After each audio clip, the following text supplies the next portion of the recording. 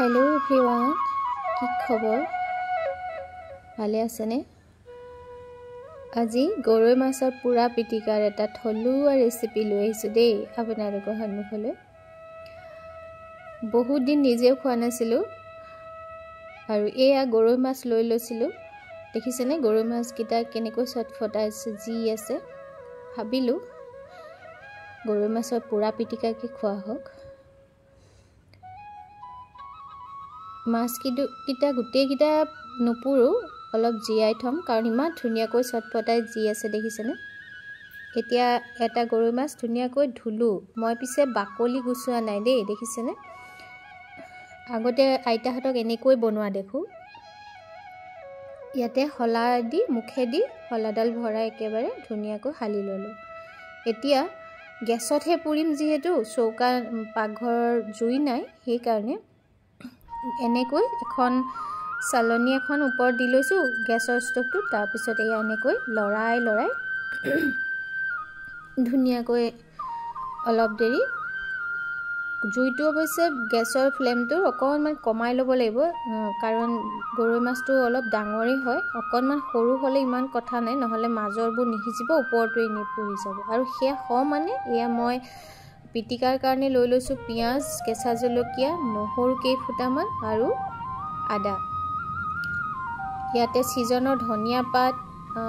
আৰু বাকি আপোনালোকে যি দিব খোজে দিব পাৰে মই এয়া পিয়াজটো মিহিকৈ অকণমান কাটিও লৈছো আৰু আদা আৰু নহৰুকণ মই থেতেলিয়াহে লম পিছি নলওঁ এতিয়া চাওচোন বাৰু আহক মাছটো খবৰে হৈছে আৰু অলপ বাকি আছে এনেকৈ লৰাই লুটিয়াই গেছত পুৰিবলৈ অকণমান সেইকাৰণে অসুবিধা এটা হয় এয়া এতিয়া কেঁচা জলকীয়াও মিহিকৈ কাটি লওঁ কিমান খাই কেঁচা জলকীয়া সেই হিচাপতে আমাৰ অসমীয়াসকলকতো শিকোৱাৰ দৰকাৰেই নাই নহয়নে আমি সকলোৱে পুৰা পিটিকা খাই ভালেই পাওঁ বেঙেনাৰ হওক বা মাছৰ হওক এতিয়া চাওক মাছটো একদম ধুনীয়াকৈ চাৰিও সাইডে পুৰা গৈছে আৰু এই বাকলিখিনি যে এনেকৈ মই বাকলি নুগুছোৱাকৈ পুৰিছো সেই কাৰণে আপোনালোকে কলাটো অকণ বেছি দেখিব দেই কিন্তু দে যোৱা নাই ওপৰৰ বাকলিখিনিহে পুৰিছে এতিয়া যেতিয়া মই এইখিনি এনেকৈ এখন চাকুৰে ঘহি বাকলিখিনি এৰুৱাই দিম চাবচোন কিমান ধুনীয়াকৈ এৰাই আহিব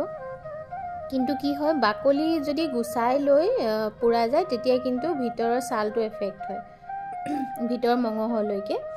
আৰু এই কাৰণে এয়া চাওক ধুনীয়াকৈ এৰাই গৈছে আৰু ধুব নালাগে দেই এইটো একেবাৰে মানে চাকুৰে এনেকৈ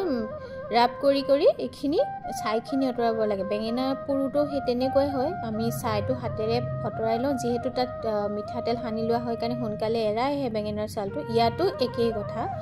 এনেকৈ চাকুৰে ধুনীয়াকৈ ৰাপ কৰি অতৰাই ললো আৰু এতিয়া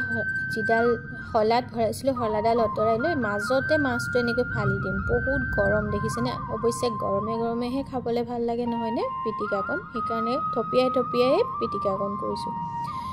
কাৰ পছন্দৰ বাৰু জনাবচোন মোক কমেন্টত মাজে এনেকৈ জুতি ল'ব লাগে নহয়নে আপোনালোকে পিছে পুৰা মাছৰ পিটিকাৰ লগত আৰু ভাতৰ সৈতে কি জুতি লয় মই একেবাৰে সিম্পল প্লেন দালি এবাটি হ'ব লাগে আৰু এই পুৰা মাছৰ পিটিকাকণ বৰ বেছি একো নাই পটল ফ্ৰাই বা বেঙেনা ফ্ৰাই অকণ হ'লে আৰু হৈ যায় বহুত বেছি ব্যঞ্জনৰ মাজত কিন্তু পুৰা মাছৰ পিটিকাকণ খাই সেই সোৱাদটো নালাগে সকলোৰে অৱশ্যে বেলেগ মোৰ এইটো মানে চইচ আপোনালোকৰ আগত শ্বেয়াৰ কৰিছো দেই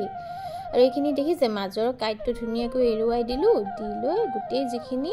অলাগতিয়াল এইখিনি পেলাই দি লৈ এতিয়া এইখিনি ধুনীয়াকৈ হাতেৰে